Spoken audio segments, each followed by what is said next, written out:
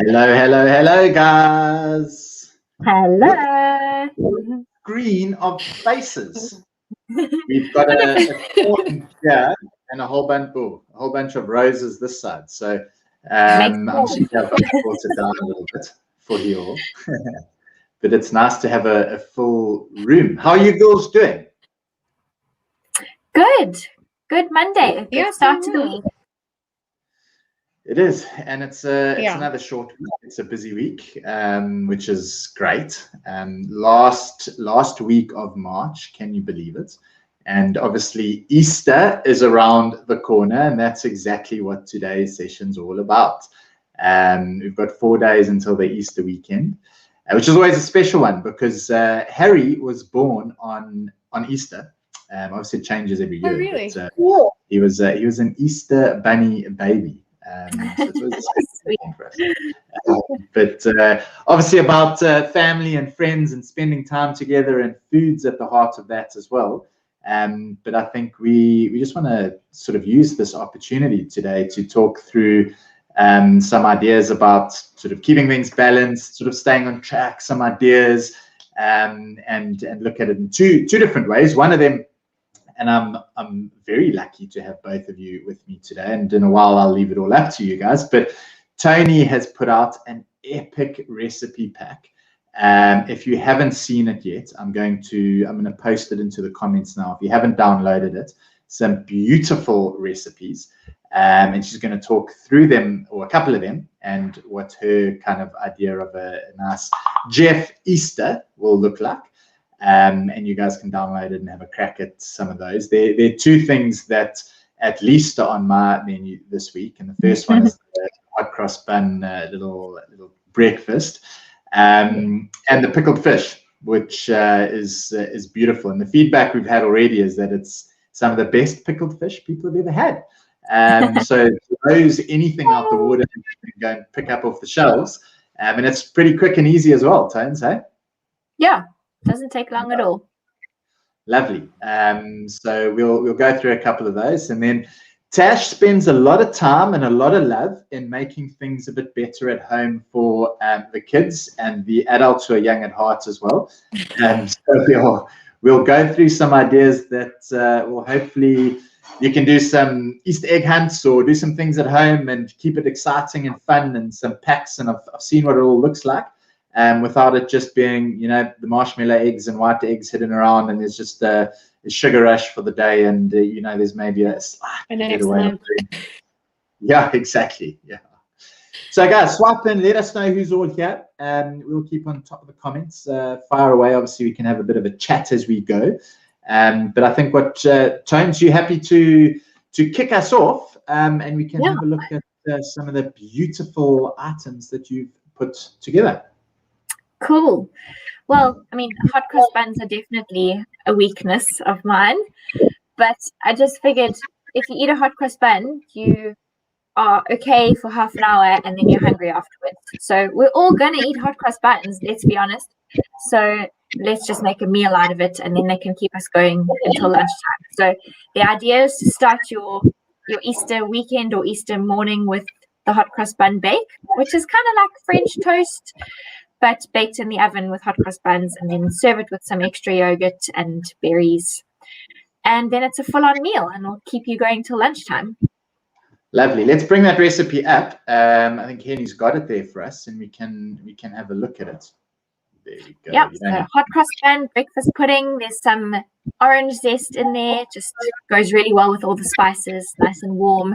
And we are heading into winter, so it's a really good breakfast for these cooler mornings that we're having these days. And then for your Easter lunch, if you're going to have family and friends over, then my idea was to have a couple of courses. So to start with the pickled fish, which you can make days in advance. So that also saves you time. You don't have to be doing all of that on the day that you're entertaining. And then pop it in the fridge so it can chill nicely. Serve it with just a couple of leaves, really, just some greenery. And have pickled fish as your starter. Does anyone want to put that recipe up? Just have a look at it. But it's basically just some hake. So you'll make the this pickling liquid, which is ginger and garlic and spices, and then quickly pan fry some hake and then pour the sauce over it and pop it in the fridge. Super easy and loads of flavor. Lovely sweet onions as well. And then for the main course, we've got my mom's recipe, her fillet of beef, just really herby and delicious. You can do it on the fire, do it on a gas fire, or just in the pan in the kitchen. And then we've got some sides with that too that they're in the recipe book, so you can refer to that. Baby cabbages with bejeweled with some little things, and then roasted carrots with sumac and tahini dressing. And then there's some vegan options too, so that vegans don't have to feel left out, and there's some great salad ideas there as well. And then finish the day with a vegan fig ice cream, and that you can also prepare in advance if you've got an ice cream machine. That saves you lots of time, but otherwise pop it in the freezer, and every half an hour just give it a bit of a mix up, and as it's freezing and setting, it'll become nice and fluffy like ice cream. And there's figs in the shops at the moment, so using what's available, and it's really delicious. And that is your Easter lunch. A huge spread, but all on plan and just beautiful. Good food. I didn't realize Mama G is Mama Toni, hey? Yeah. Yep. I don't know how she got that nickname. Is that where you got your love for cooking and sort of a lot of inspiration and things from? Yeah, I think my dad actually taught my mom to cook. So he's done, well, I mean, they both do it, but he did a lot of the cooking in their relationship. And then as kids, we didn't just get served our meals, we had to get involved in the kitchen. So I think that's where it all started. Sounds amazing. I think that's a lot. We were the same, just picking up some odds and ends from our parents. And I think for us as parents and everyone watching as well, it's such an important kind of lesson to have that, you know, we can do Easters and we can do Christmases and things together as a family. But I think what's quite important is also having the kids in there and seeing us cooking, learning about it, how excited we might get, or, you know, and appreciating a little bit about that. And I think, Tash, that also kind of ties in quite nicely with a lot of your thoughts around it, and trying to, you know, have the kids involved as much as possible, and in any way that it might tie into Easter, and maybe, you know, some of the things that you've got planned for the kids. Awesome. Yeah. Okay. So today, I'm going to show us a couple of tricks on how to not have a ton of Easter eggs in the house, because as much as we love Easter eggs, and I must tell you guys, I don't know, I haven't told these two yet, but my mom claims that I'm made up of those beacon Easter eggs, because when she was pregnant with me, she would send my dad out to go buy, and remember, back then it was on the strings. It wasn't even in the boxes. So he'd come back with the Checkers bags full of the strings of Easter eggs. So before Jeff, I would have to say they were a massive vice for me. And yeah, I think on this journey, I've had to try and figure out because here's the problem. They come in these blooming boxes. And so then they end up in the house. And then what do you do with the rest of them? You end up feeling like you need to eat them. So I'm going to give you some ideas and tips of what you can do and how to use Easter eggs and how to still get to celebrate and enjoy. Like Adrian said, we're all about being able to have a balance in life, but we don't want to force ourselves to, you know, have all these extra added temptations in the house. So I'm just going to give you guys some tips and tricks for you and for the kids. And in my own story, like Adrian said, I have a son who is sugar intolerant. And so I always have to try and come up with other ways of giving him treats that he can feel like he's a part of it and still gets to enjoy all the celebrations, but not feel like he's deprived, you know, or missing out. And I mean, our kids are resilient and they get over it, but it is kind of fun to be able to find creative ways of celebrating as well. So with the American accent, I actually, my American husband, the traditions are Easter baskets. So I found these last year at Woolies. So here's the trick is go. Oh no, did we lose her? We lost Tash since at a critical moment. Yeah. What are your kind of go-tos for Easter Day itself instead of eggs, huh? chocolates, or do you have any tricks up your sleeve? I like the white eggs, but lucky for me, none of those things are actually I don't need to have those. So that helps. Yeah. I think I'd rather make a French toast or something like that than eat a marshmallow Easter egg. But I used to put them in the freezer because then I like the texture when they're nice and chewy and frozen. Then I could eat them, but I won't go buy a box of those. Yeah, we're also quite fans of sticking them in the freezer, and they last a little bit longer, but they're also a little. You can spread them out a little bit better.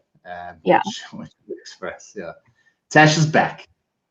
Guys, I'm so sorry. If you saw the beginning of the stream, you would have seen my face was like downcast because I'm so worried about this internet, and then I got dropped off.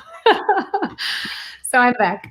Okay, so what I was saying is if you go and buy, obviously not Easter eggs or anything like that, but if you want to buy anything seasonal, go check at the end of the season and buy it for the next year. Just a little tip. So I found these cute little bags last year. And so I decided I'm going to pack 2 little ones for us today with a boy pack and a girl pack. And I'll give you some pointers of things that you can do and ideas. And then they're very cute. I mean, you can find these cute little things, and it just makes it fun already for the kids. And then for the leftover ones, I was going to take some of the extra eggs and pack some for, we have the ADT guys in our area. If you have someone who's in your area that you want to just give like a special treat to, you can do that. If they're, just people that you want to say thank you to, a teacher or whoever, you have the extra added bags that you can pack. So let's just go for it. All right, Tone, I'm going to pretend like you're my audience so I can pack it right here. Show me what you're doing. We've got a boy pack and a girl pack, and I'm going to go quickly here because with the cutting out, I don't want to risk getting cut off again. So first and foremost, some ideas for non-sugary treats. So obviously I'm going to show some Easter eggs as well. And because we want to include that, I want the kids to be able to have that. I want them to be able to enjoy that, but with moderation in mind. So just some fun things that are actually around at Dis-Chem, at I think there's some from Woolies and there's some from Checkers, like different products that you can find. And I've found some over the time that is a little less sugary and that's still delicious that the kids enjoy. So first and foremost, these little cute chocolates. They're coconut chocolates, so the kiddies like those. I'll just make sure I put this in the right one here. And then some fruit roll-ups. Still delicious, still very cute, very spring colored as well, even though Easter is not spring. I don't know why we do that in South Africa. The Easter colors. And then they've got these cute little bear paws as well. Such a cute little product, so you can use those. My kids absolutely love these SOSs. They're puzzle. I was going to say those if you hadn't found them.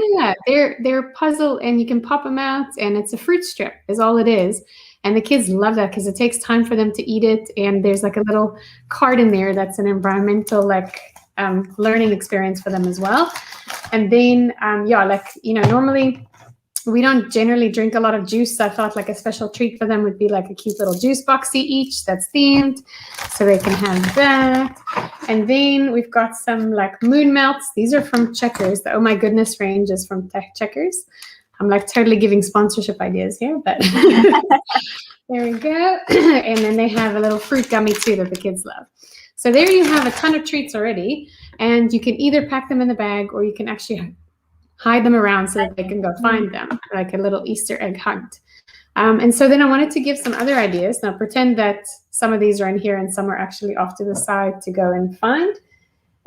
There are some other ideas that I found that I thought was so cute that you don't have to spend a ton of money. You can actually go to like a crazy store or a Deals or something like that and find these tiny little things that are quite cute and fun for the kids as well. So I found these cute little ice cream pens. So it's practical. They get to enjoy it and it's practical for them to use. And then as far as eggs go, they have these cute little surprise eggs that have a little toy in them as well. So the kids can enjoy the toy. And doesn't have sweets in it, which is nice. So you've got that. And then I thought this was such a great egg alternative. It's a dinosaur on the inside that they have to chisel out. So it's still an egg, but it's a fun toy, fun game. And then not quite Easter, not quite egg, but never can go wrong with a squishy. So found a little squishy. There we go. Easy peasy. So now we've already got full bags, and we've got some more things I wanted to show you. Entertainment for the long weekend. Gives them stuff to do. Yeah, exactly. Yeah, exactly. And the idea is actually not for all of these to be eaten in one day. So the nice thing is that they have some snacks that they can have over time. And especially with the school holidays, it's kind of nice that you give them some non-sugary snacks that they can enjoy, but that's also still fun. Because those moon melts, what I didn't say is they're actually really fun. They melt in their mouths, and it's like my kids call it astronaut ice cream, because it kind of feels like it should be in space. So just two last little goodies that I found that's tiny and that's easy. Bubbles. You can never go wrong with bubbles. Always fun, always entertaining. And then bouncing putty. The moms out there will tell you that we hate slime. Slime is like the worst thing ever because it gets stuck to all the furniture and rugs. So this bouncing putty is a nice thing as well for car rides, because they can stick their fingers in and it doesn't get as sticky. So they can play with that. And then, guys, because it's Corona, we still have to think practically. I found these cute little, like, colorful little masks as well that you can pop in for the kids. So find something that's practical that they can use, and some little hand sanities as well that they can have their own that they take to school, like a little individual size one. I keep mixing up boy and girl here. And then also always fun and easy is stickers, and you can find some glow in the dark stickers, because that's always a good one to have. So yeah, so those are the basket ideas that I had. That's non-sugary, and that's just a little bit more fun, toys, activities, that kind of thing. And like I said, you can pop it in a basket, you can go hide it around, and they can have a little Easter egg hunt with it and find it. Just make sure, moms, you keep track of where you put everything, because if they don't find it, it's going to leave a mess somewhere. But then I wanted to share some of the ideas that I had with if you do have the Easter eggs and what you can do with them, or some alternatives so that you get the eggs, but it's not the big boxes, or, you know, dealing with a lot of sugar around the house that's going to be left over. So I already shared the idea of taking your box that you get and giving some to neighbors, or making some extra baggies that you can drop off for someone as a gift. But another thing is, if you're going to do the eggs, the little, either the colored eggs or the white eggs, we sometimes do the white eggs to dye, like we do, do dye and decorative, and then the kids don't actually want to eat it because the dye kind of tastes funny. So that's a way to get to use them if you get gifted them. But they sell these cute little new ones. They're called bantam eggs, and I've seen them at Woolies. I've seen them at different places where you can have tiny eggs.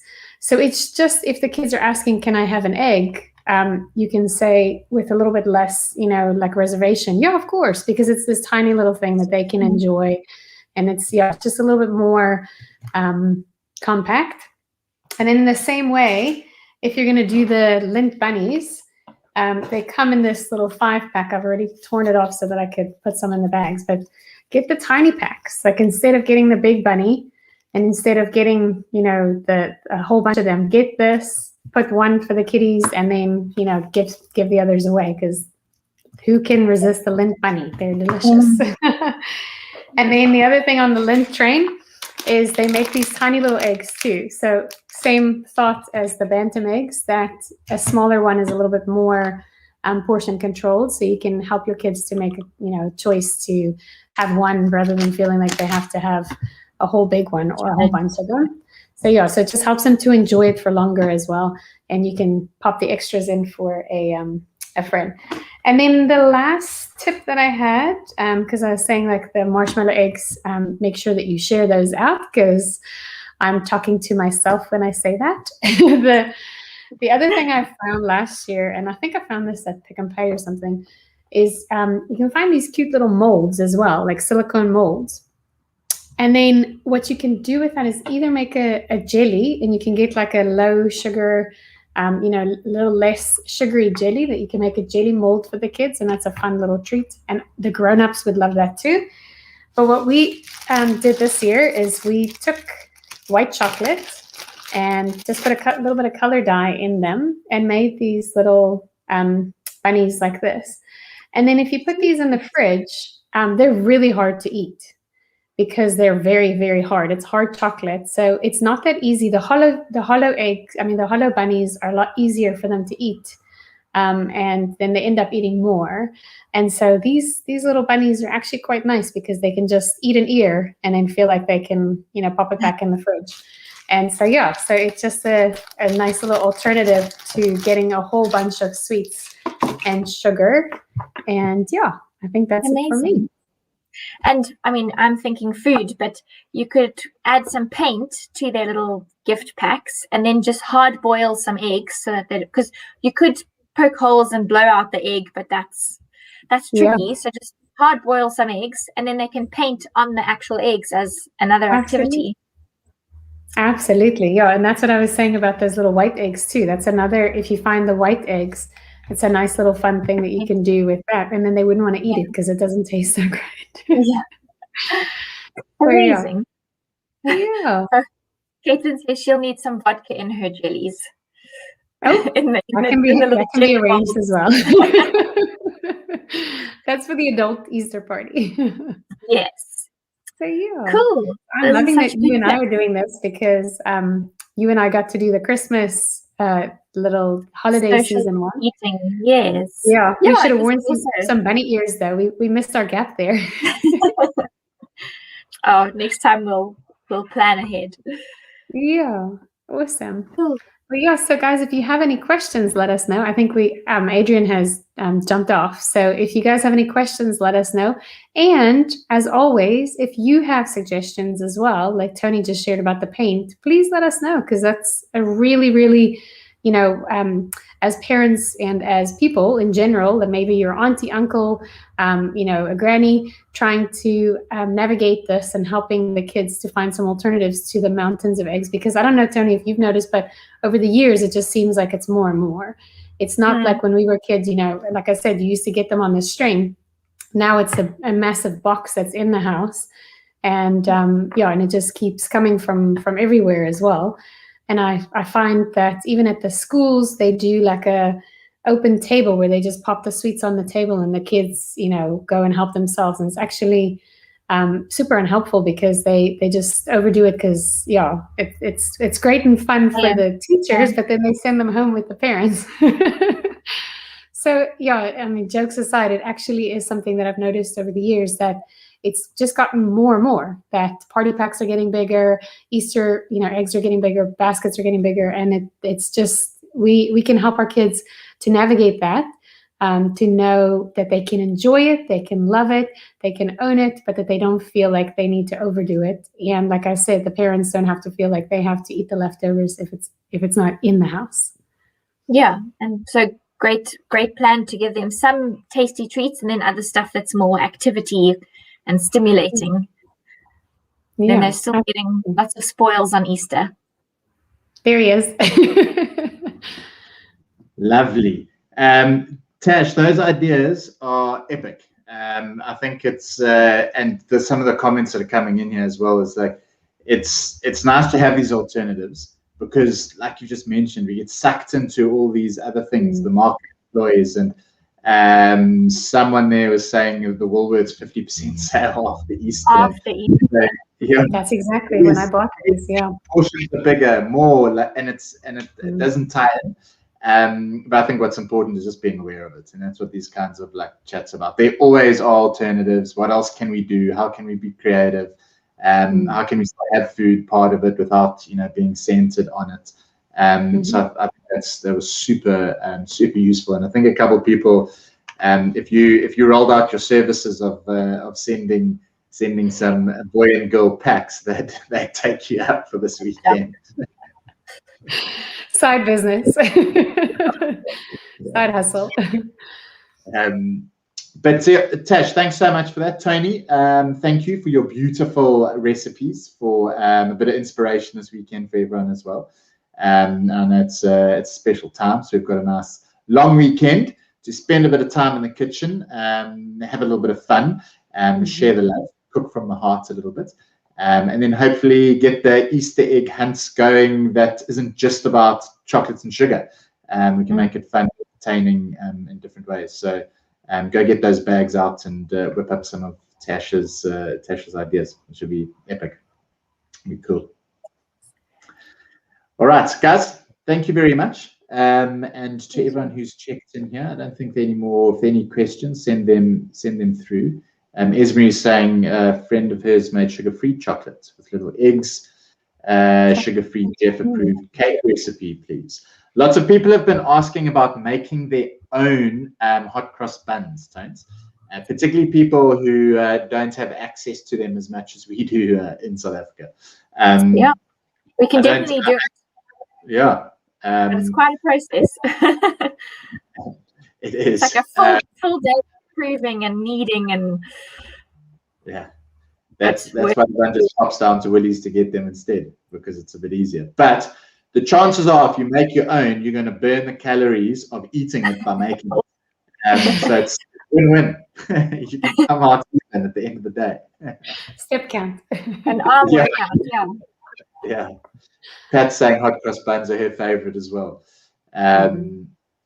Claire, this year you've bought nice fluffy slippers, a toy, 2 eggs, and a DIY cookie biscuit kit. I love that. So it's making it interactive. It's not just about food, and it's varied, and it's also going to get them involved in it a little bit, which is fantastic.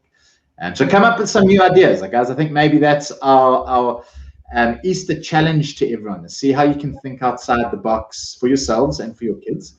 Either a nice sort of balanced recipe, or something like the bag of goodies ideas and various things. If we can do something a little bit different, we can break the mold slightly and not just rely on that sugar rush. We might have a nice, happier, healthier Easter. And I think that's what it's about. Yep. Yes. All right, guys. Thank you very much, everyone who's watching. Enjoy the Easter weekend. Tony and I are in the kitchen together on Wednesday, so you haven't got rid of us just yet. We're doing a lovely little dish, which is, Tony, do you want to remind us what it is? It's a collie and bean puree with sagey mushrooms, vegetarian. Ooh. Lovely. Wow. Beautiful vegetarian dish that I'm quite looking forward to. So we'll have a bit of fun on Wednesday in the kitchen. And then there won't be anything on Friday because it's obviously it's a short week, so we won't have our Jeff Ed on Friday, but we'll be back again next week for a little bit more. Tash, do you have your Thursday Jeff Fam segment? I do. We're just finalizing the theme, but yes, I'm very excited about who we're going to have on this week. So watch this space. Love it. Brilliant. Guys, ladies, thank you very much for sharing your wisdom and your time with all of us. And thanks to everyone who's checked in and said hi. Have a fabulous Easter, everybody. And we will see you on the other side. Cheers. Yes.